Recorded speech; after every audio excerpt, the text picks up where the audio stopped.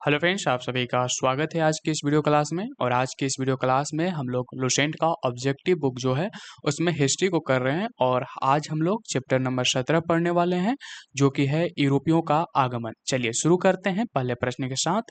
देखिए, पहला प्रश्न यहाँ पर है कि सूची 1 को सूची 2 के साथ सुमेलित कीजिए। हमें सूची 1 को सूची 2 के साथ मिलान करना है। ठीक है, यहाँ पर एक तरफ कंपनी का नाम दिया गया है और दूसरी तरफ उनका स्थापना वर्ष दिया गया है। तो यहाँ पर ऑप्शन नंबर ए, मतलब पहला जो है पुर्तगाली ईस्ट इंडिया कंपनी। पुर्तगाली ईस्ट इंडिया कंपनी की जो स्थापना होती है 1498 ईस्वी में होती है। याद रखिएगा, पुर्तगाली ईस्ट इंडिया कंपनी की स्थापना 1498 ईस्वी में होती है। उसके बाद ब्रिटिश ईस्ट इंडिया कंपनी, जो ब्रिटिश ईस्ट इंडिया कंपनी है, इसकी जो स्थापना है वह 1600 ईस्वी में की जाती है। ठीक है, उसके बाद डच ईस्ट इंडिया कंपनी है, तो डच ईस्ट इंडिया कंपनी की स्थापना 1602 ईस्वी में किया जाता है। और उसके बाद फ्रेंच ईस्ट इंडिया कंपनी है, फ्रेंच ईस्ट इंडिया कंपनी की स्थापना 1664 ईस्वी में किया जाता है। ठीक है, तो फिर से ध्यान रखिएगा, पुर्तगाली ईस्ट इंडिया कंपनी की स्थापना 1498 ईस्वी में किया जाता है। ब्रिटिश ईस्ट इंडिया कंपनी की स्थापना 1600 ईस्वी में किया जाता है। और डच ईस्ट इंडिया कंपनी की स्थापना जो है 1602 ईस्वी में किया जाता है। और फ्रेंच ईस्ट इंडिया कंपनी की जो स्थापना है वह 1664 ईस्वी में किया जाता है। चलिए नेक्स्ट आगे बढ़ेंगे। फिर से यहाँ पर हमारे पास प्रश्न संख्या 2 है। यहाँ पर है कि सूची 1 को सूची 2 के साथ सुमेलित कीजिए। हमें फिर से मिलान ही करना है। एक तरफ लिखा हुआ है यूरोपीय व्यापारिक कंपनियों का नाम और दूसरी तरफ उनका मुख्यालय लिखा गया है। ठीक है, चलिए देखते हैं। यहाँ पर जैसे कि पुर्तगाली ईस्ट इंडिया कंपनी है, जो पुर्तगाली ईस्ट इंडिया कंपनी है इसका मुख्यालय गोवा में था। ठीक है, पुर्तगाली ईस्ट इंडिया कंपनी का मुख्यालय भारत में कहाँ पर था? गोवा में था। ब्रिटिश ईस्ट इंडिया कंपनी का मुख्यालय कहाँ पर था? ब्रिटिश ईस्ट इंडिया कंपनी का मुख्यालय कलकत्ता में था। ब्रिटिश ईस्ट इंडिया कंपनी का जो मुख्यालय है वह कहाँ पर था? कलकत्ता में था। और डच ईस्ट इंडिया कंपनी की बात करें तो डच ईस्ट इंडिया कंपनी का जो मुख्यालय है वह नेगपट्टनम में था। ठीक है, नेगपट्टनम में डच ईस्ट इंडिया कंपनी का मुख्यालय था। उसके बाद यहाँ पर फ्रेंच ईस्ट इंडिया कंपनी का नाम दिया गया है। और फ्रेंच ईस्ट इंडिया कंपनी का जो मुख्यालय था वह पांडिचेरी में था। कहाँ पर था? पांडिचेरी में फ्रेंच ईस्ट इंडिया कंपनी का मुख्यालय था। एक बार फिर से देख लीजिए, पुर्तगाली ईस्ट इंडिया कंपनी का मुख्यालय गोवा में था। ब्रिटिश ईस्ट इंडिया कंपनी का मुख्यालय कलकत्ता में था। डच ईस्ट इंडिया कंपनी का मुख्यालय नेगपट्टनम में था। और फ्रेंच ईस्ट इंडिया कंपनी का मुख्यालय पांडिचेरी में था। चलिए आगे बढ़ेंगे, प्रश्न संख्या 3 को देखेंगे। यहाँ पर प्रश्न संख्या 3 है कि निम्नलिखित में से किस किस यूरोपीय व्यापारिक के कंपनियों का मध्यकाल में भारत में आगमन हुआ। यानी कि कौन कौन से यूरोपीय कंपनियां हैं जिनका भारत में व्यापारिक कंपनी के रूप में मध्यकाल के दौरान आगमन हुआ था। तो यहाँ पर देखिए, पहला है पुर्तगाली, दूसरा ब्रिटिश, तीसरा डच, चौथा डेनिश, पांचवा फ्रेंच, छठा फ्लेंडर्स और सातवां स्वीडिश। ये जो सातों कंपनियां हैं ये सभी भारत में मध्यकाल के दौरान व्यापारिक कंपनी के रूप में भारत आए थे। ठीक है, तो यहाँ पर आप याद रखिएगा उपयुक्त सभी। चलिए नेक्स्ट प्रश्न देखेंगे। यहाँ पर है कि वह पुर्तगाली कौन था जिसने गोवा पर अधिकार किया था। यानी कि वह कौन सा पुर्तगाली था जो कि गोवा पर अधिकार किया था। तो गोवा पर अधिकार करने वाला जो पुर्तगाली था उसका नाम था अल्फासो डी अल्बुकर्क। ठीक है, अल्बुकर्क, फ्रांस, अल्फासो डी अल्बुकर्क। ठीक है, चलिए नेक्स्ट आगे देखेंगे। यहाँ पर प्रश्न संख्या हमें 5 देखना है। यहाँ पर है कि भारत में ईस्ट इंडिया कंपनी का पहला गवर्नर जनरल कौन था। तो भारत में ईस्ट इंडिया कंपनी का जो पहला गवर्नर जनरल बने वह वारेन हेस्टिंग्स बनते हैं। ठीक है, तो भारत में ईस्ट इंडिया कंपनी का पहला गवर्नर जनरल कौन था? Warren Hastings. ठीक है, याद रखिएगा, वारेन हेस्टिंग्स जो थे वह पहला गवर्नर जनरल भारत में बनते हैं ईस्ट इंडिया कंपनी के। चलिए प्रश्न संख्या 6 देखेंगे। यहाँ पर है कि निम्नलिखित में किस यूरोपीय ने भारत में सबसे पहले अपना व्यापार फैलाया और प्रभावित किया। यानी कि वह कौन से यूरोपीय कंपनी या यूरोपीय लोग थे जिन्होंने भारत में अपना सबसे पहले व्यापार फैलाया। तो वो थे पुर्तगाली। पुर्तगाली लोग पहले वो यूरोपीय थे जिन्होंने भारत में आकर अपना व्यापार फैलाया और उसे प्रभावित किया। ठीक है, चलिए प्रश्न संख्या संख्या 7 देख लेते हैं। यहाँ पर है कि वर्ष 1498 ईस्वी में वास्को डी गामा भारत में कहाँ उतरा था, यानी कि जो वास्को डी गामा था वह भारत में कहाँ पर उतरा था, तो वह कालीकट में उतरा था। ऑप्शन नंबर बी यहाँ पर सही होगा, कालीकट में। वर्ष 1498 ईस्वी में वास्को डी गामा भारत में कहाँ पर उतरा था, तो कालीकट में उतरा था। कब आया था, 1498 ईस्वी में। डेट भी याद रखिएगा। चलिए आगे बढ़ते हैं। प्रश्न संख्या हम लोग यहाँ पर 8 देखेंगे। यहाँ पर है कि वास्को डी गामा कहाँ का रहने वाला था, यानी कि जो वास्को डी गामा 1498 ईस्वी में भारत में आता है, यह कहाँ का निवासी था, तो ये पुर्तगाल का निवासी था। ठीक है, वास्को डी गामा कहाँ के निवासी थे, ये पुर्तगाल के निवासी थे। चलिए प्रश्न संख्या 9 देख लीजिए। यहाँ पर है कि वह अंग्रेज जिसने सम्राट जहांगीर के दरबार में आकर भेंट किया था, वह कौन सा अंग्रेज था जो कि जहांगीर के दरबार में आकर के उससे भेंट किया था, तो जहांगीर के दरबार में आने वाला अंग्रेज था सर टॉमस रो। ठीक है, सर टॉमस रो जो था वह जहांगीर के दरबार में आकर भेंट किया था। चलिए आगे बढ़ते हैं। प्रश्न संख्या 10 यहाँ पर है कि गोवा, दमन और दीव का उपनिवेशीकरण मूलतः किया गया था, यानी कि किनके द्वारा किया गया था, मूलतः का मतलब किनके द्वारा, तो गोवा, दमन और दीव का जो उपनिवेशीकरण है वह मूलतः जो किया गया था वह पुर्तगालियों के द्वारा किया गया था। ऑप्शन नंबर डी, तो गोवा, दमन एवं दीव का जो उपनिवेशीकरण है वह मूलतः जो है पुर्तगालियों द्वारा किया गया था। ठीक है, चलिए प्रश्न संख्या 11 देखेंगे। यहाँ पर है कि अल्बुकर्क ने गोवा को 1510 ईस्वी में किससे छीना था, तो 1510 ईस्वी में इसने बीजापुर के सुल्तान से छीना हुआ था। ठीक है, अल्बुकर्क ने जो है गोवा को बीजापुर के सुल्तान से छीना हुआ था। चलिए प्रश्न संख्या हम लोग यहाँ पर 12 देखेंगे। प्रश्न संख्या 12 है कि भारत तक समुद्री मार्ग की खोज की गई थी। जो भारत तक समुद्री मार्ग की जो खोज है वह किसके द्वारा किया गया था, तो वह पुर्तगालियों के द्वारा किया गया था। ऑप्शन नंबर सी सही होगा, भारत तक समुद्री मार्ग की खोज जो है वह पुर्तगालियों द्वारा किया जाता है। प्रश्न संख्या 13 यहाँ पर हम लोग देखेंगे। प्रश्न संख्या 13 है कि ब्रिटिशों ने भारत में सूरत में अपनी पहली फैक्ट्री स्थापित करने की अनुमति निम्नलिखित में किससे प्राप्त की, तो सूरत में अपनी पहली फैक्ट्री स्थापित करने के लिए उन्होंने किससे अनुमति लिया था, तो सूरत में जो फैक्ट्री स्थापित करना था उसकी अनुमति अंग्रेजों ने यानी कि ब्रिटिशों ने जहांगीर से लिया था। ठीक है, किससे प्राप्त किया था, जहांगीर से प्राप्त किया था। चलिए प्रश्न संख्या 14 देखिए। यहाँ पर है कि भारत के समुद्री मार्ग की खोज किसने की, तो भारत तक आने का जो समुद्री मार्ग है उसका जो खोज है वास्को डी गामा ने किया था। ठीक है, वास्को डी गामा ने जो है भारत के समुद्री मार्ग का खोज किया था। तो ऑप्शन नंबर हमारा सी यहाँ पर सही होगा, वास्को डी गामा। प्रश्न संख्या 15 देखेंगे। यहाँ पर है कि तृतीय कर्नाटक युद्ध की समाप्ति किस संधि से हुई, वह कौन सा संधि था जिसके माध्यम से तृतीय कर्नाटक युद्ध का अंत होता है या समाप्त होता है, तो जो तृतीय कर्नाटक युद्ध की समाप्ति है वह होता है पेरिस की संधि से। ठीक है, तृतीय कर्नाटक युद्ध की जो समाप्ति है वह पेरिस की संधि से समाप्त होती है। नेक्स्ट प्रश्न देखेंगे। प्रश्न संख्या यहाँ पर 16।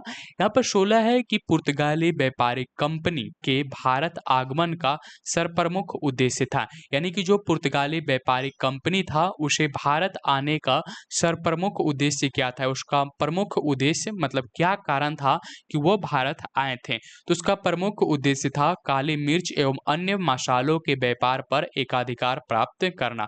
जो पुर्तगाली व्यापारिक कंपनी था उसका भारत आने का सरप्रमुख उद्देश्य था कि वह भारत के काले मिर्च एवं अन्य मसालों के व्यापार पर एकाधिकार प्राप्त कर ले। चलिए प्रश्न संख्या 17 देखेंगे।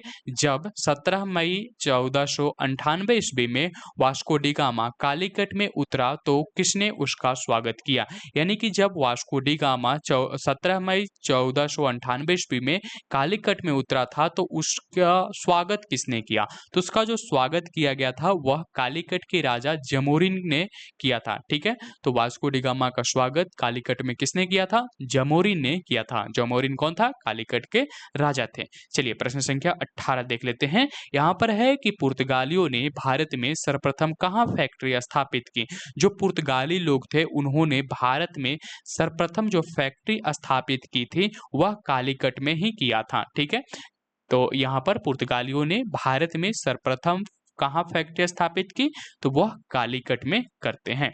चलिए प्रश्न संख्या 19 देखेंगे।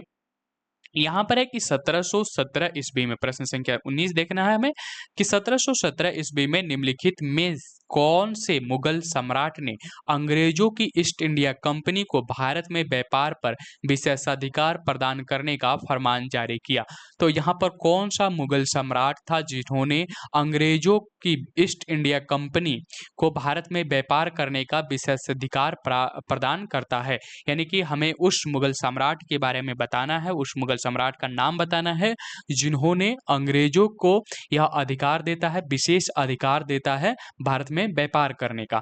तो वो था यहाँ पर फर्रुखसियर। फर्रुखसियर जो थे, इन्होंने 1717 ईस्वी में अंग्रेजों की जो ईस्ट इंडिया कंपनी थी उसको भारत में व्यापार पर विशेषाधिकार प्रदान करने की फरमान जारी कर दिया। तो ये फरमान जो जारी किया गया था वह फर्रुखसियर के द्वारा जारी किया गया था। नेक्स्ट प्रश्न देखेंगे, प्रश्न संख्या 20। यहाँ पर है कि ब्रिटिश के साथ बेसिन की संधि निम्नलिखित पेशवाओं में से किसने की थी। तो जो बेसिन की संधि है, ब्रिटिश के साथ जो बेसिन की संधि की जाती है वह जो किन पे मतलब निम्नलिखित पेशवाओं में से किसने की थी, यानी कि कौन पेशवा थे जिन्होंने ब्रिटिश के साथ बेसिन की संधि की थी। तो ये थे बाजीराव द्वितीय। बाजीराव द्वितीय जो थे, इन्होंने बेसिन की संधि जो है ब्रिटिश के साथ की थी। चलिए आगे बढ़ते हैं। प्रश्न संख्या 21 यहाँ पर है कि ईस्ट इंडिया कंपनी के नेतृत्व में रॉबर्ट क्लाइव का उत्तराधिकारी निम्नलिखित में से कौन था, यानी कि रॉबर्ट क्लाइव के बाद उसका उत्तराधिकारी किसे नियुक्त किया गया, उसके बाद किसे नियुक्त किया गया। तो यहाँ पर उत्तराधिकारी के रूप में हेस्टिंग्स आए। ठीक है, तो रॉबर्ट क्लाइव के उत्तराधिकारी के रूप में हेस्टिंग्स आते हैं।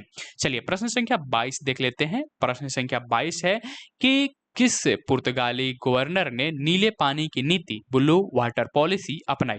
देखिए जो ब्लू वाटर पॉलिसी है वह फ्रांसिस्को डी अल्मीडा के द्वारा अपनाई जाती है। ठीक है, तो वह पुर्तगाली गवर्नर थे जिन्होंने नीले पानी की नीति अपनाई। तो फ्रांसिस्को डी अल्मीडा वह पुर्तगाली गवर्नर थे जिन्होंने नीले पानी की नीति यानी कि ब्लू वाटर पॉलिसी को अपनाते हैं।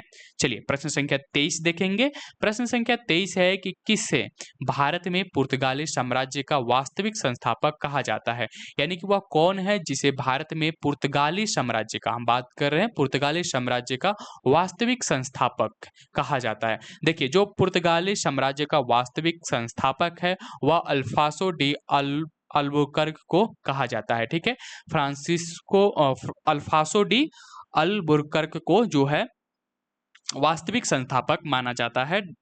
पुर्तगाली साम्राज्य का वास्तविक संस्थापक के रूप में इसको अल्फासो डी अल्बुकर्क को माना जाता है।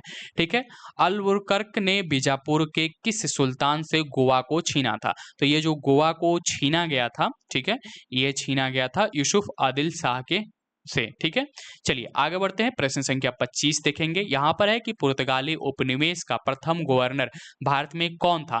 अगर बात करें कि पुर्तगाली उपनिवेश का भारत में प्रथम जो गवर्नर था वह था Francisco de Almeida. Francisco de Almeida जो है यह पुर्तगाली उपनिवेश का प्रथम गवर्नर भारत में बने। ठीक है, चलिए आगे बढ़ते हैं। प्रश्न संख्या 26 देखेंगे। यहाँ पर है कि निम्नलिखित में किस अंग्रेज ने पुर्तगालियों को शैली या स्वाली के स्थान पर हराया था। तो वह कौन से निम्नलिखित में से किस अंग्रेज ने, यानी कि कौन से अंग्रेज थे, अंग्रेज अधिकारी थे जिन्होंने पुर्तगालियों को शैली या स्वाली में हराया था। तो वो थे थॉमस वेस्ट। ठीक है, थॉमस वेस्ट ने जो है वह पुर्तगालियों को शैली या स्वाली में हराया था। चलिए प्रश्न संख्या 27 को देख लेते हैं। प्रश्न संख्या 27 है कि निम्नलिखित में से प्रथम कर्नाटक युद्ध का कौन सा तत्कालीन कारण था। अगर प्रथम कर्नाटक युद्ध के तत्कालीन कारणों की बात करें तो वो था क्या, ठीक है, वह था ऑस्ट्रिया की राजगद्दी की जंग। जो ऑस्ट्रिया की राजगद्दी का जंग है वह प्रथम कर्नाटक युद्ध का तत्कालीन कारण बनता है। ठीक है, चलिए प्रश्न संख्या 28 देखेंगे। प्रश्न संख्या 28 है कि किसे जहांगीर ने खान की उपाधि से सम्मानित किया था। किसे जहांगीर ने खान की उपाधि से सम्मानित किया था। तो वो थे sir Thomas Roe. Sir Thomas Roe को यहाँ पर प्रश्न संख्या 28 में हम देख रहे हैं कि किसे जहांगीर ने खान की उपाधि से सम्मानित किया था। तो ये हॉकिंस थे। हॉकिंस को जहांगीर ने खान की उपाधि से सम्मानित किया था। ठीक है, प्रश्न संख्या 28 का ऑप्शन नंबर ए सही होगा, हॉकिंस। चलिए प्रश्न संख्या 29 देख लेते हैं। ठीक है, प्रश्न संख्या 29 यहाँ पर हमारे सामने है कि उस क्षेत्र की पहचान करें। ठीक है, उस क्षेत्र की पहचान करें जहां से यूरोपवासियों को सर्वोत्तम शोरा और अफीम प्राप्त होता था। तो उस क्षेत्र की पहचान करना यानी कि उस क्षेत्र का नाम हमें बताना है जहां से यूरोपवासियों को सर्वोत्तम शेरा मतलब उच्च क्वालिटी के शेरा जो है और अफीम प्राप्त होता था। ठीक है, तो वह जगह कौन सा था? वह जगह था बिहार का। ठीक है, बिहार। उस क्षेत्र का पहचान करें जहां से यूरोपवासियों को सर्वोत्तम शेरा और अफीम प्राप्त होता था। तो वह जगह था बिहार। बिहार से उन्हें सर्वोत्तम किस्म का शोरा और अफीम प्राप्त होता था। चलिए नेक्स्ट प्रश्न देखते हैं। भारत में 1612 ईस्वी में अंग्रेजों ने अपनी पहली फैक्ट्री कहाँ स्थापित की? तो भारत में जो 1612 ईस्वी में अंग्रेजों ने अपनी पहली फैक्ट्री स्थापित करते हैं वह करते हैं सूरत में। ठीक है, सूरत में 1612 ईस्वी में इन्होंने 1612 ईस्वी में पहली फैक्ट्री जो है वह सूरत में स्थापित करते हैं। नेक्स्ट प्रश्न देखेंगे। निम्नलिखित में से जिस एक शासक ने ईस्ट इंडिया कंपनी को दीवानी प्रदान की थी वह था, यानी कि वह कौन शासक था जिसने ईस्ट इंडिया कंपनी को दीवानी प्रदान कर दी थी? तो दीवानी प्रदान करने वाला वह शासक का नाम था शाह आलम द्वितीय। शाह आलम द्वितीय ने ईस्ट इंडिया कंपनी को दीवानी प्रदान की थी। चलिए नेक्स्ट प्रश्न देखेंगे। प्रश्न संख्या 32। बंगाल की निम्नलिखित फैक्ट्रियों में से एक जो पुर्तगालियों द्वारा स्थापित की गई थी वह था, यानी कि बंगाल की निम्नलिखित फैक्ट्रियों में से, ठीक है, कौन से फैक्ट्रियों में से जो पुर्तगालियों द्वारा स्थापित की गई थी?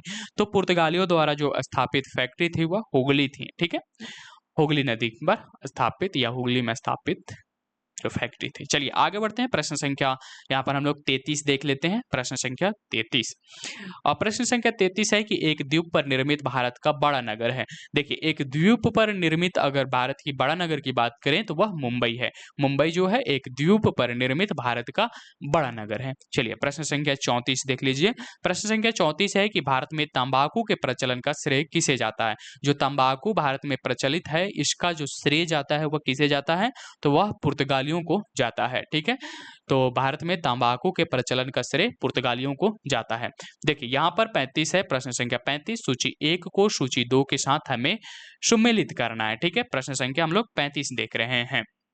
ठीक है, चलिए देख लीजिए। यहाँ पर सूची 1 दिया गया है, यहाँ पर दूसरा नंबर सूची 2 दिया गया है। कुछ नाम दिए गए हैं और हमें बताना है कि ये क्या है। जैसे Estado the India. Estado the India क्या है? यह पुर्तगालियों के सामुद्रिक साम्राज्य का नाम है। जो पुर्तगालियों द्वारा सामुद्रिक साम्राज्य स्थापित किया गया था उसका नाम था एस्तादो द इंडिया। ठीक है, कार्टेज क्या था? कार्टेज जो था वह पुर्तगालियों द्वारा जारी किया जाने वाला पारपत्र या आज्ञापत्र था। तो कार्टेज क्या था? एक आज्ञापत्र था। ठीक है, जो कि पुर्तगालियों द्वारा जारी किया जाता था। इंक्विजिशन। इंक्विजिशन क्या था? तो ये पुर्तगालियों द्वारा स्थापित धार्मिक न्यायाधिकरण था। ठीक है, पोर्ट ग्रांडे यानी कि महान बंदरगाह। महान बंदरगाह जो है वह पुर्तगालियों द्वारा चिटगांव को दी गई संज्ञा थी।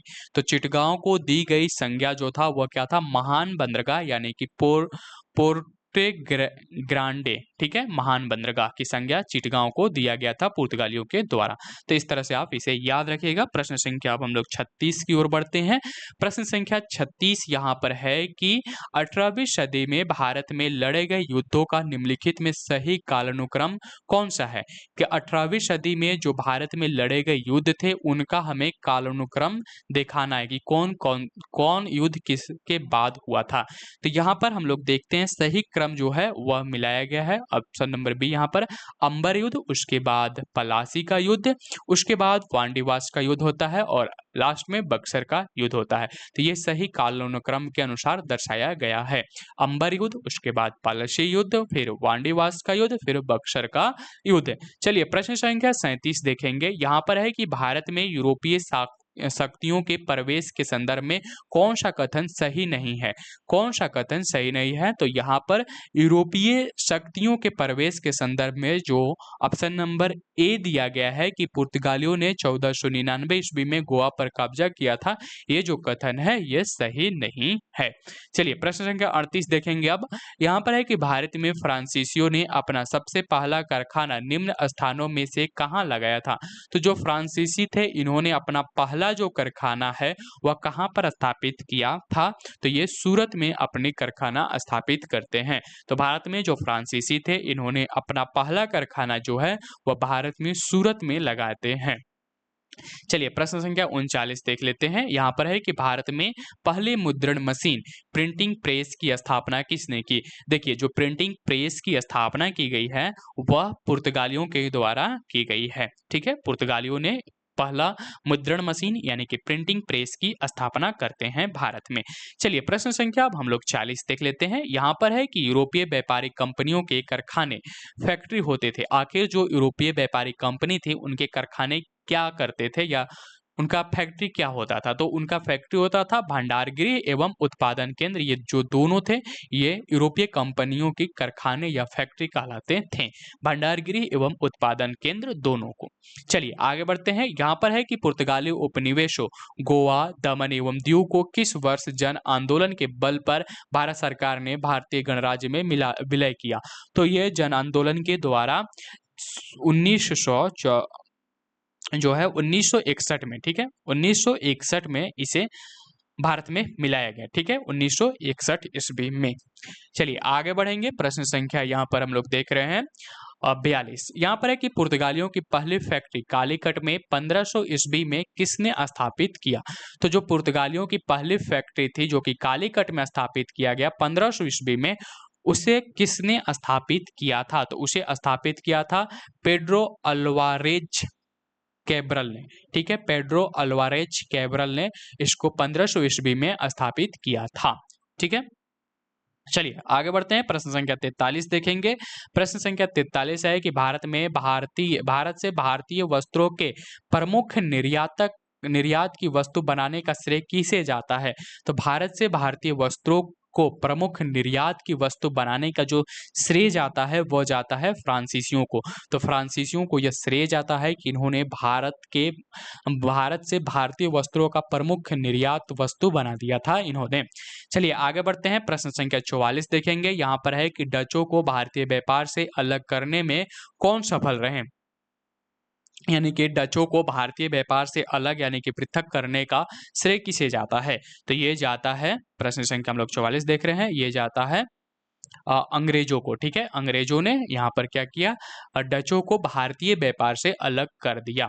चलिए प्रश्न संख्या 45 देखेंगे। यहाँ पर है कि वह कौन सा निर्णायक युद्ध था जिसमें अंग्रेजों ने डचों को हरा दिया, जिस कारण डचों ने भारत में चुनौती खत्म हो गई, डचों की भारत में चुनौती खत्म हो गई। फिर से देख लीजिए, प्रश्न संख्या हम लोग 45 की बात कर रहे हैं और प्रश्न संख्या 45 क्या कर रहा है? प्रश्न संख्या 45 कर रहा है कि वह कौन सा निर्णायक युद्ध था जिसमें अंग्रेजों ने डचों को हरा दिया, जिस कारण डचों की भारत में चुनौतियां खत्म हो गई। तो ये युद्ध था, ये कौन सा युद्ध था? तो ये था बेदरा का युद्ध जो कि 1759 ईस्वी में लड़ा जाता है। ठीक है, बेदरा का युद्ध। चलिए प्रश्न संख्या अब हम लोग यहाँ पर 46 देखते हैं। प्रश्न संख्या 46 क्या है? प्रश्न संख्या 46 है कि डचों ने अपनी पहली फैक्ट्री 1605 ईस्वी में कहाँ स्थापित की? तो जो डच थे वो 1605 ईस्वी में जो अपनी फैक्ट्री स्थापित करते हैं ये करते हैं मछलीपट्टनम में। तो डचों ने अपनी पहली फैक्ट्री कहाँ पर स्थापित किया? मछलीपट्टनम में। प्रश्न संख्या हम लोग 47 को ओर बढ़ते हैं। यहाँ पर है कि सीकरी और आगरा पहुंचने वाला पहला अंग्रेज व्यापारी था। सीकरी और आगरा पहुंचने वाला पहला अंग्रेज व्यापारी कौन था? तो ये था राल्फ फिच। राल्फ फिच जो था या सीकरी और आगरा पहुंचने वाला पहला अंग्रेज व्यापारी था। प्रश्न संख्या 48 देखेंगे। यहाँ पर है कि ब्रिटिश ईस्ट इंडिया कंपनी का गठन किया गया था।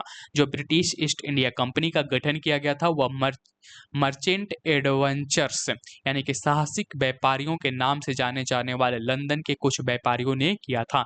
मर्चेंट एडवेंचर्स यानी कि साहसिक व्यापारियों के एक गठन ने, कुछ व्यापारियों के समूह ने किया था ब्रिटिश ईस्ट इंडिया कंपनी का गठन। चलिए प्रश्न संख्या 49 देख लेते हैं। यहाँ पर है कि 31 दिसंबर 1600 को किसने एक रॉयल चार्टर यानी कि राजकीय अधिकार पत्र जारी कर ब्रिटिश ईस्ट इंडिया कंपनी को पूर्वी देशों के साथ व्यापार करने का एकमात्र अधिकार दिया था?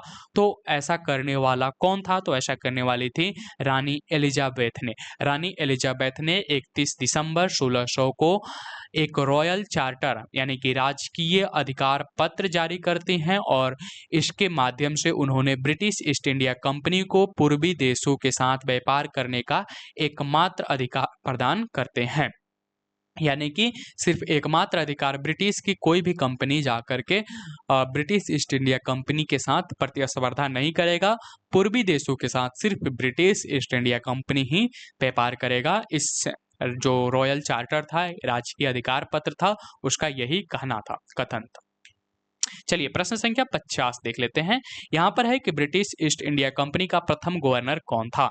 तो ब्रिटिश ईस्ट इंडिया कंपनी का जो प्रथम गवर्नर था वह टॉमस स्माइथ थे। ठीक है, तो ब्रिटिश ईस्ट इंडिया कंपनी का प्रथम गवर्नर कौन बना? Thomas Smythe. चलिए आगे बढ़ते हैं। गवर्नर, प्रश्न संख्या 51, कैप्टन विलियम हॉकिंस किस जहाज से भारत पहुंचा? तो जो कैप्टन विलियम हॉकिंस था वह जिस जहाज से भारत पहुंचा उसका नाम था हेक्टर। हेक्टर जहाज से ये भारत पहुंचा था। ठीक है, हेक्टर जहाज से जो था ये भारत पहुंचे हुए थे। चलिए नेक्स्ट बढ़ते हैं आगे। किस मुगल बादशाह ने प्रश्न संख्या 52, किस मुगल बादशाह ने 6 फरवरी 1613 को एक फरमान जारी कर अंग्रेजों को सूरत में एक अस्थायी कोठी खोलने की अनुमति दी? तो सूरत में एक अस्थायी कोठी या फैक्ट्री चालू करने का जो अनुमति है वह जहांगीर के द्वारा दिया गया था, जो कि 6 फरवरी 1613 ईस्वी को यह फरमान जारी किया गया था। चलिए प्रश्न संख्या 53 देख लीजिए। यहाँ पर है कि कौन इंग्लैंड के सम्राट जेम्स प्रथम का राजदूत बनकर 1615 ईस्वी में मुगल बादशाह जहांगीर के दरबार में अजमेर पहुंचा था? वह कौन था जो कि इंग्लैंड के सम्राट जेम्स प्रथम का राजदूत बन करके, ठीक है, जेम्स प्रथम का राजदूत बन करके 1615 ईस्वी में मुगल बादशाह जहांगीर के दरबार में पहुंचता है अजमेर में।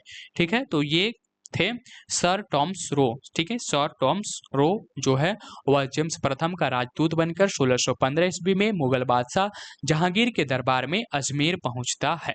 चलिए आगे बढ़ते हैं। प्रश्न संख्या 54 देखेंगे। यहाँ पर है कि 1661 ईस्वी में पुर्तगाल के राजा ने अपनी बहन कैथरीन, जो कि ब्रिगजा के नाम से भी जाना जाती है, ब्रिगजा यानी कि कैथरीन की शादी इंग्लैंड के राजा चार्ल्स द्वितीय से की।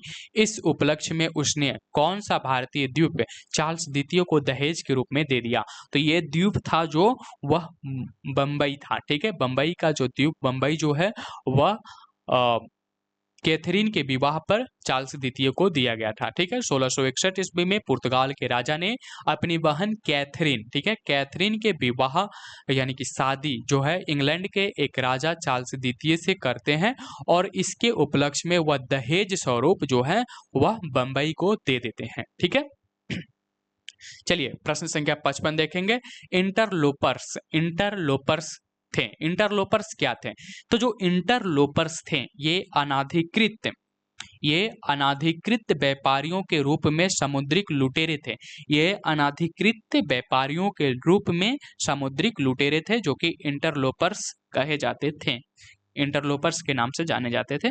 चलिए प्रश्न संख्या 56 देखेंगे। यहाँ पर है कि 1632 में गोलकुंडा के किस सुल्तान ने अंग्रेजों के नाम सुनहला फरमान, गोल्डन फरमान जारी कर 500 पगोड़ा वार्षिक कर के एवज में उन्हें गोलकुंडा राज्य के बंदरगाहों में स्वतंत्रता पूर्वक व्यापार करने की अनुमति दी। तो वह गोलकुंडा के कौन सुल्तान थे जिन्होंने 1632 ईस्वी में 500 पगोडा वार्षिक कर के एवज में उन्होंने गोलकुंडा राज्य के बंदरगाहों में स्वतंत्रता पूर्वक व्यापार करने का जो अनुमति है वह अंग्रेजों को दे देते हैं। तो वह गोलकुंडा के जो सरदार थे उनका नाम था अब्दुल्ला कुतुब शाह। अब्दुल्ला कुतुब शाह ने 500 पगोडा वार्षिक कर के एवज में जो है एक फरमान जारी करते हैं, सुनहला फरमान जारी करके उन्होंने अंग्रेजों को क्या कर देते हैं, गोलकुंडा राज्य के बंदरगाहों से स्वतंत्रता पूर्वक व्यापार करने की अनुमति दे देते हैं और ऐसा करने वाले सुल्तान थे अब्दुल्ला कुतुब शाह। चलिए प्रश्न संख्या 57 देखते हैं। प्रश्न संख्या 57 है कि 1639 ईस्वी में अंग्रेज फ्रांसिस डे ने कहाँ के शासक से मद्रास को पट्टे पर ले लिया और वहां एक किलाबंद कोठी बनवाई। यानी कि 1639 ईस्वी में अंग्रेज जो कि फ्रांसिस डे थे, इन्होंने कहाँ के शासक से मद्रास को पट्टे पर ले लिया और वहां एक किलाबंद कोठी बनवाई। तो ये था चंद्रगिरी के राजा से जो है मद्रास को पट्टे पर लिया गया था और वहां पर एक किलाबंद कोठी बनाई गई थी। ठीक है, 1639 ईस्वी में। चलिए प्रश्न संख्या 58 देखेंगे। यहाँ पर है कि अंग्रेजों ने पूर्वी भारत में पहली बार उड़ीसा में महानदी के मुहाने यानी कि डेल्टा पर हाजीपुर, बालासोर एवं पिपली में फैक्ट्रियां कब स्थापित की। तो हरिहरपुर, यहाँ पर है हरिहरपुर, बालासोर एवं पिपली में फैक्ट्रियां कब स्थापित की गई थी। तो ये स्थापित की गई थी 1633 ईस्वी में। ठीक है, कब स्थापित की गई थी, 1633 ईस्वी में। चलिए प्रश्न संख्या यहाँ पर 59 देखेंगे। यहाँ पर है कि शाहजहां के पुत्र एवं बंगाल के तत्कालीन सूबेदार शाह शुजा ने, ठीक है, शाह शुजा ने ब्रिटिश कंपनी को निशान यानी कि शहजादों द्वारा जारी आदेश पत्र कब प्राप्त हुआ, जिसमें कंपनी को 3000 रुपये वार्षिक कर के बदले व्यापार का विशेषाधिकार मिला। तो ये था 1651 ईस्वी में प्राप्त हुआ था। ठीक है, तो 1651 ईस्वी में शाहजहां के पुत्र एवं बंगाल के तत्कालीन सूबेदार शाह शुजा से ब्रिटिश कंपनी को निशान यानी कि शहजादों द्वारा जारी आदेश पत्र प्राप्त होता है 1651 ईस्वी में, जिसमें कंपनी को 3000 रुपये वार्षिक कर के बदले व्यापार का विशेषाधिकार मिल जाता है। चलिए नेक्स्ट प्रश्न देख लेते हैं। यहाँ पर है कि किसने 1680 ईस्वी में एक फरमान जारी कर अंग्रेजों पर चुंगी की दर 2% से बढ़ाकर 3.5% कर दिया। तो यह कौन सा शासक था जिन्होंने एक फरमान जारी किया 1680 ईस्वी में और इन्होंने अंग्रेजों पर जो चुंगी का दर है उसको बढ़ाकर 2% से 3.5% कर दिया। तो ऐसा करने वाले शासक थे औरंगजेब। ठीक है, औरंगजेब ने ऐसा किया था, एक फरमान जारी किया था और चुंगी की दर 2% से बढ़ाकर 3.5% कर दिया। चलिए नेक्स्ट प्रश्न देखते हैं। किस बादशाह के आदेश पर मुगल सेना ने 1686 ईस्वी में हुगली पर आक्रमण कर अंग्रेजों को निकाल बाहर किया। यानी कि किस बादशाह के आदेश पर मुगल सेना ने 1668 ईस्वी में हुगली पर आक्रमण किया और अंग्रेजों को निकाल बाहर किया। तो ये आदेश दिया गया था औरंगजेब के द्वारा। ठीक है, औरंगजेब के आदेश पर मुगल सेना ने 1686 ईस्वी में हुगली पर आक्रमण कर अंग्रेज को निकाल बाहर किया। चलिए नेक्स्ट प्रश्न देख लेते हैं। यहाँ पर है कि किस मुगल शासक ने अंग्रेजों से 1.5 लाख रुपए मुआवजा के तौर पर वसूल किया। तो ये वसूल करने वाले जो शासक थे, मुगल बादशाह थे, उनका नाम था औरंगजेब। ठीक है, औरंगजेब। ठीक है, औरंगजेब ने ऐसा किया था कि अंग्रेजों से 1.5 लाख रुपए मुआवजा के तौर पर वसूल किया था। चलिए प्रश्न संख्या 63 देखेंगे। प्रश्न संख्या 63 है कि अंग्रेजों को सुतानाती, कलिकता एवं गोविंदपुर नामक 3 गांवों की जमींदारी खरीदने की अनुमति देने वाला बंगाल का मुगल सूबेदार था। तो ये 3 गांव के जो सूबेदारी खरीदने का जो अनुमति देने वाला जो मुगल सूबेदार था उसका नाम था अजीम उस शान। अजीम उस शान ने ऐसा अंग्रेजों को सुल्तानती, कालिकता एवं गोविंदपुर नामक 3 गांवों की जमींदारी खरीदने की अनुमति यहाँ पर दे देता है। ठीक है, सॉरी, जमींदारी खरीदने की अनुमति जो है दे दिया जाता है मुगल सूबेदार अजीम उस शान के द्वारा। ठीक है, अजीम उस शान के द्वारा, याद रखिएगा। चलिए आगे बढ़ते हैं, प्रश्न संख्या 54 देखेंगे। यहाँ पर है कि अंग्रेजों ने सुल्तानती, कलकत्ता एवं गोविंदपुर की जमींदारी कितने में खरीदी थी? तो ये 3 गांव जो था, सुल्तानती, कलिकता एवं गोविंदपुर, इसकी जो जमींदारी है वह खरीदा गया था 1200 रुपए मात्र में। ठीक है, 1200 रुपए में। चलिए आगे बढ़ते हैं, प्रश्न संख्या 65 देखेंगे। यहाँ पर है कि भारत में ब्रिटिश उपनिवेशवाद के दौरान नए शहरों का प्रादुर्भाव हुआ। कलकत्ता जो अब कोलकाता है उन प्रथम शहरों में से था, शहरों में से एक था। निम्नलिखित में से कौन से गांवों से मिलकर कलकत्ता शहर बना? यानी कि जो कलकत्ता शहर है वह कौन कौन से गांवों से मिलकर बना है, ये आपको बताना है। तो ये था सुल्तानती, कलकत्ता और गोविंदपुर, ये तीनों गांव मिलकर आगे चलकर ये कलकत्ता शहर बन जाते हैं, जो कि 1200 रुपए में खरीदा जाता है इसकी जमींदारी को। चलिए आगे बढ़ते, प्रश्न संख्या 66 देखते हैं। 30 सितंबर 1716 को मुगल बादशाह फर्रुखसियर द्वारा ब्रिटिश कंपनी के नाम जारी फरमान के संबंध में क्या सही है? तो 30 यहाँ पर सभी जो कथन है वो सही है, उपयुक्त सभी सही है। चलिए कथन को देख लेते हैं। तो 30 सितंबर 1716 को मुगल बादशाह फारूकशेर द्वारा ब्रिटिश कंपनी के नाम जारी फरमान के संबंध में क्या सही है? तो इसमें इसके द्वारा कंपनी को केवल 3000 रुपए की वार्षिक खराज पर निःशुल्क व्यापार करने का अधिकार मिल गया था। पहला कथन सही है। दूसरा कथन है कि इसके द्वारा यानी कि फारूकशेर के द्वारा कलकत्ता के आसपास के गांवों को किराए पर खरीदने की अनुमति मिली थी, और इसके द्वारा यानी कि जो फरमान जारी किया गया था उसके माध्यम से इसके द्वारा बंगाल के शाही मुद्रणालय में सिक्का ढालने की अनुमति भी मिल गई थी अंग्रेजों को। ठीक है, चलिए आगे बढ़ते हैं, यहाँ पर याद रखिएगा। चलिए प्रश्न संख्या नेक्स्ट यहाँ पर जो 67 है कि किसके द्वारा जारी फरमान को अंग्रेज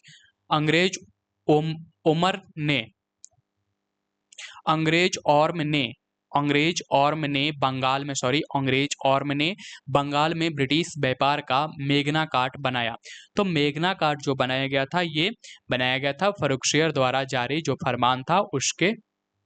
ठीक है, चलिए आगे बढ़ते हैं, प्रश्न संख्या 68।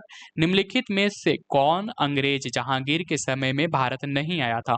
वह कौन सा अंग्रेज था जो जहांगीर के समय में भारत नहीं आया था? तो वह था रॉल्फ फिच। ठीक है, रॉल्फ फिच जो था वह जहांगीर के समय में भारत नहीं आया था। चलिए नेक्स्ट प्रश्न यहाँ पर है कि सम्मिलित कीजिए सूची 1 को सूची 2 के साथ। यहाँ पर है अंग्रेज यात्री और दूसरी तरफ मुगल बादशाह, यानी कि किसके काल में कौन से अंग्रेज यात्री आते हैं? जैसे कि जॉन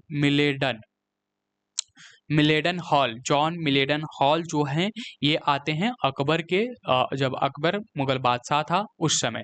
ठीक है, विलियम हॉकिंस जो है वह जहांगीर के शासनकाल में आता है, और जॉन सरमैन जो है वह फारूकशेर के शासनकाल में भारत आता है। जॉन मिल्डेन हॉल जो है वह अकबर के शासनकाल में भारत आता है। विलियम हॉकिंस जो है वह जहांगीर के शासनकाल में आता है, और जॉन सरमैन जो है वह फारूकशेर के शासनकाल में भारत आता है। चलिए प्रश्न संख्या 70 देख लेते हैं। यहाँ पर है कि बंगाल में अंग्रेजों की कंपनी के बारे में किसने कहा? यह एक कुत्सित या नीच झगड़ालू लोगों और बेईमान व्यापारियों की कंपनी है। यानी कि बंगाल में अंग्रेजी कंपनी के बारे में किसने यह कहा था कि यह कुत्सित एवं नीच झगड़ालू लोगों और बेईमान व्यापारियों की कंपनी है?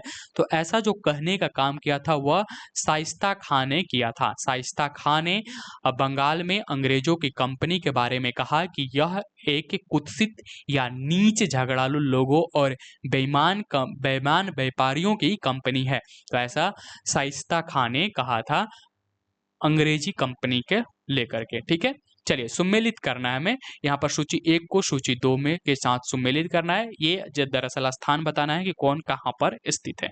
जैसे कि यहाँ पर फोर्ट विलियम है, फोर्ट विलियम जो है वह कलकत्ता में है। फोर्ट विलियम कहाँ पर है? कलकत्ता में। फोर्ट गैड्रिलिया जो है वह पुलिकट में है, और फोर्ट गुस्तावुस जो है वह चिनसुरा में है, और फोर्ट लुइस जो है वह पांडिचेरी में है। तो इस तरह से इनके नाम और स्थान को याद रखिएगा। चलिए प्रश्न संख्या 72 देखेंगे। यहाँ पर है कि फ्रांसिस मार्टिन ने बीजापुर के सुल्तान सिकंदर आदिल शाह के अधीनस्थ वालीकोंडपुरम के मुस्लिम सूबेदार शेर खान लोधी से पुर्दाचरी नामक एक छोटा गांव प्राप्त किया। मार्टिन ने पुर्दाचरी का विकास किसके रूप में किया था? तो इसका जो विकास किया गया वह पांडिचेरी के रूप में किया गया। ठीक है, यह पांडिचेरी के रूप में इसका विकास किया गया, जो कि पुर्दाचरी नामक एक छोटा गांव था, उसका जो विकास है मार्टिन ने पांडिचेरी के रूप में फिर किया। चलिए प्रश्न संख्या 73 देख लेते हैं। यहाँ पर है कि फ्रांसीसियों को चंद्रनगर बस्ती किसने भेंट की? जो चंद्रनगर बस्ती है वह किसके द्वारा फ्रांसीसियों को भेंट दिया गया था?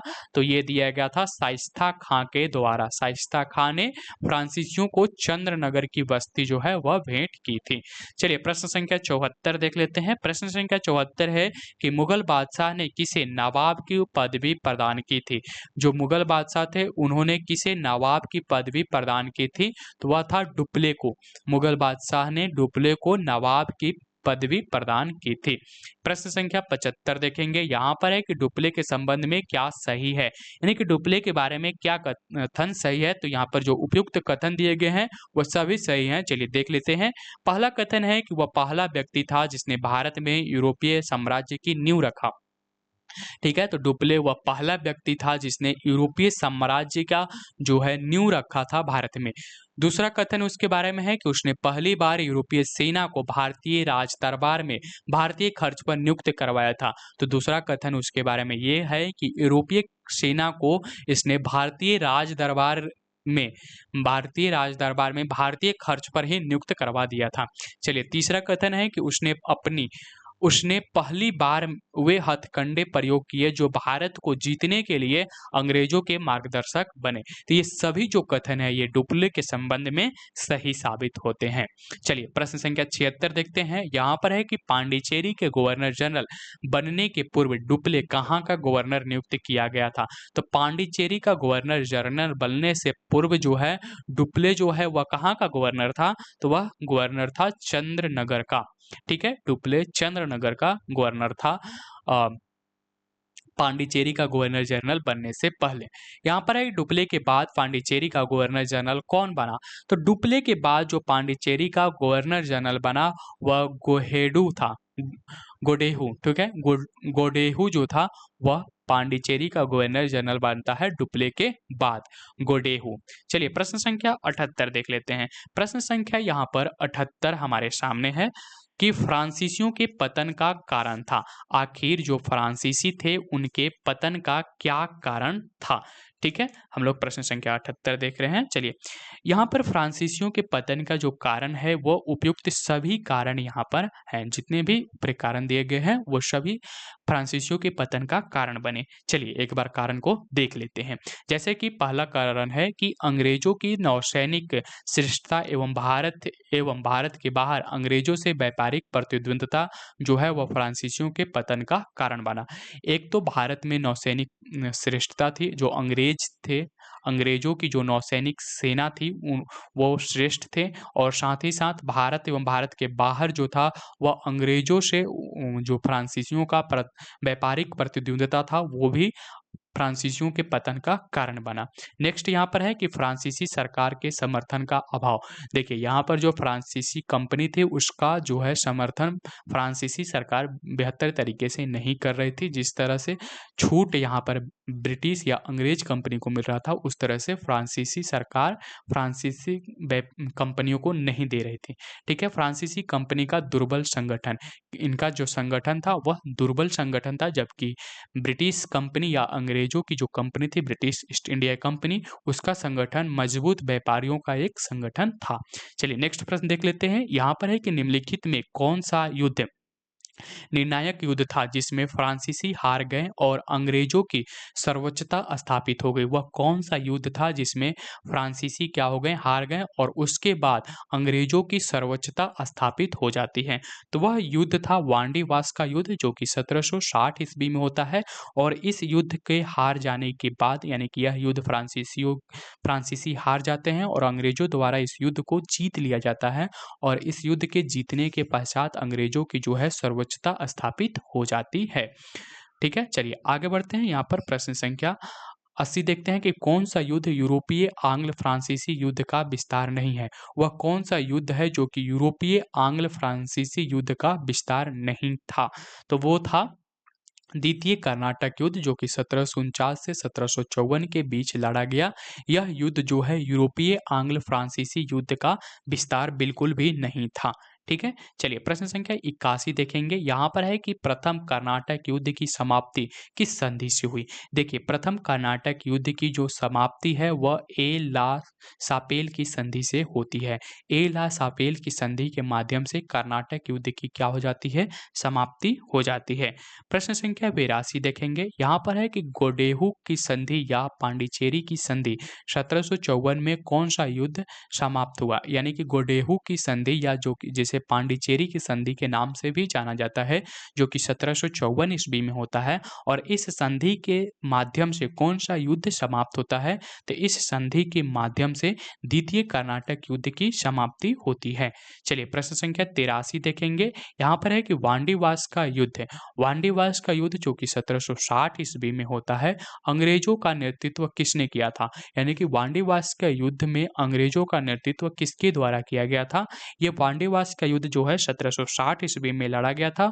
और उस समय जो अंग्रेजों का नेतृत्व कर रहे थे वह सर आयरकूट ने किया था। ठीक है, सर आयरकूट ने अंग्रेजों का नेतृत्व किया था वांडीवास के युद्ध में, जो कि 1760 में होता है और इसमें अंग्रेजों की जीत होती है।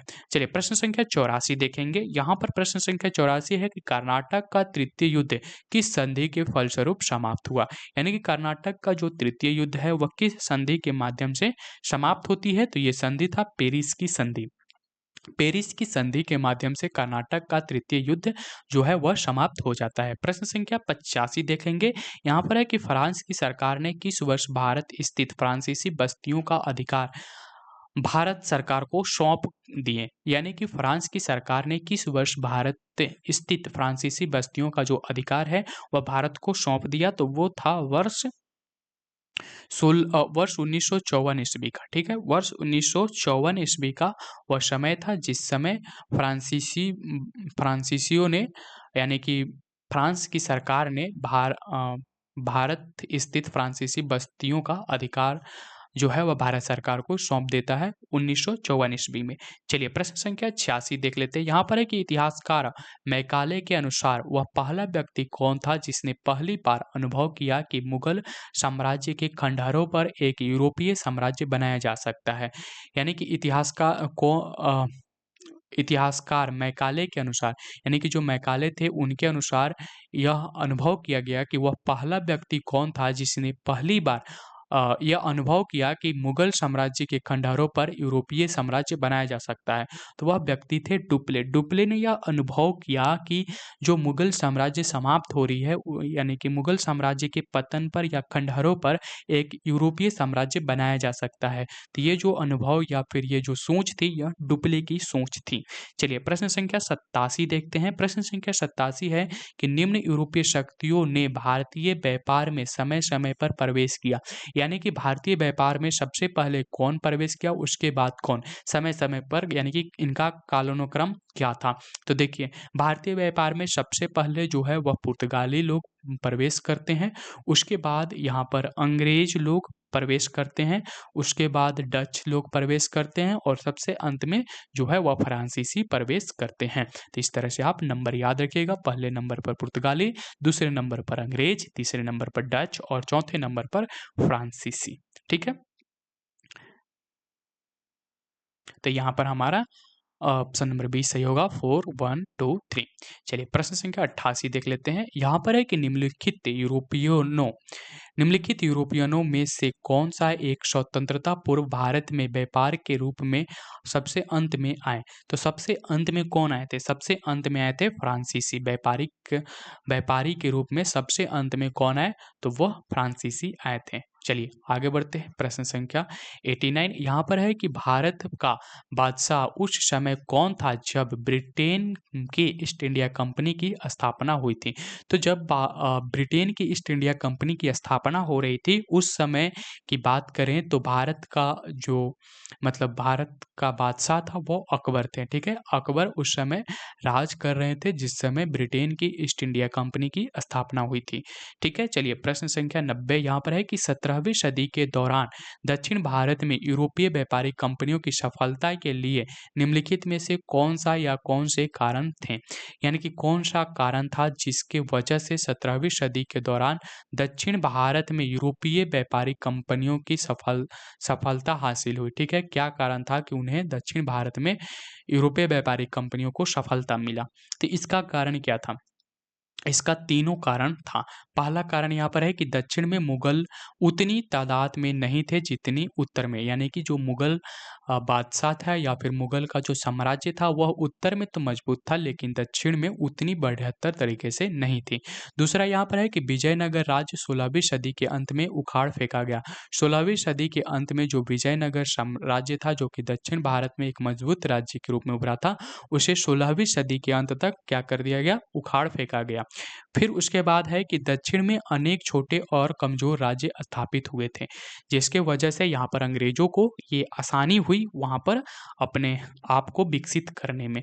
चलिए प्रश्न संख्या 91 यहाँ पर है कि 15 अगस्त 1947 के बाद भी भारत का कौन सा भाग पुर्तगाल के अधीन बना रहा। तो ये गोवा का भाग था, गोवा था जो कि स्वतंत्रता के पश्चात यानी कि 15 अगस्त 1947 के बाद भी भारत पुर्तगाल के अधीन बना रहा था।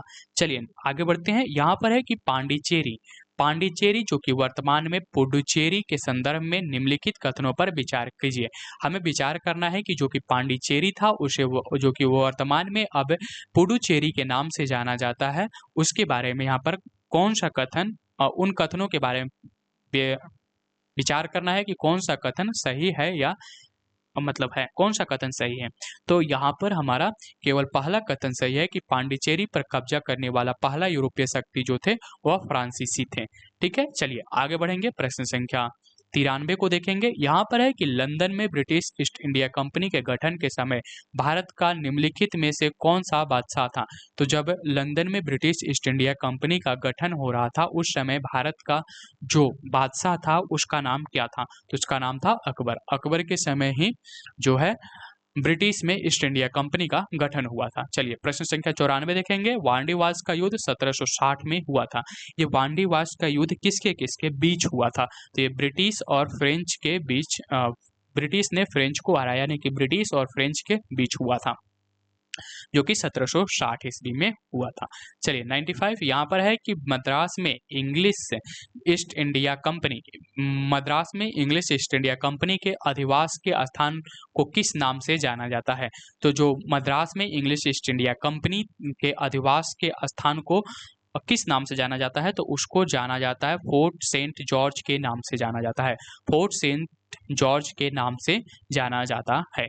चलिए नेक्स्ट प्रश्न देखेंगे। यहाँ पर कि 17वीं शताब्दी के पहले चतुर्थांश में निम्नलिखित में से कहाँ इंग्लिश ईस्ट इंडिया कंपनी का कारखाने था या थे। ठीक है, कहाँ पर कारखाने थे। यहाँ पर है कि 17वीं शताब्दी के पहले चतुर्थांश में निम्नलिखित में से कहाँ इंग्लिश ईस्ट इंडिया कंपनी का कारखाना था। तो ये जो था भरूच में था। ठीक है, भरूच में था। चलिए प्रश्न संख्या 97 देखेंगे। यहाँ पर है कि मध्यकालीन गुजरात के इसमें से किस एक शासक ने दीव को पुर्तगालियों के सुपुर्द कर दिया। तो दीव को पुर्तगालियों के सुपुर्द किसने किया था। तो ये किया था बहादुर शाह ने। ठीक है, तो मध्यकालीन गुजरात के इनमें मध्यकालीन गुजरात के इनमें से किस एक शासक ने दीव को पुर्तगालियों के सुपुर्द कर दिया था? तो ये बहादुर शाह थे जिन्होंने दीव को पुर्तगालियों के सुपुर्द कर दिया था। तो ये हमारा आज का वीडियो यहीं पर समाप्त होता है। जो कल की हमारी वीडियो क्लास होगी जो कि हिस्ट्री की ही होगी, जो कि हमें अध्याय 18 पढ़ना है। ठीक है, 18 में हम लोग पढ़ेंगे विविध। 18 जो है विविध है, किसका विविध है? तो ये मध्यकाल का विविध है, मध्यकालीन भारत का विविध हमें पढ़ना है चैप्टर नंबर 18 में। ठीक है, मध्यकालीन भारत का विविध जो हम लोग पढ़ेंगे वह चैप्टर नंबर 18 में पढ़ेंगे। ठीक है, तो कल की वीडियो यानी कि नेक्स्ट वीडियो में हम लोग इसे पढ़ने वाले हैं। अगर अभी तक आप चैनल को सब्सक्राइब नहीं किए हैं तो सब्सक्राइब कर लीजिए। मिलते हैं नेक्स्ट वीडियो में।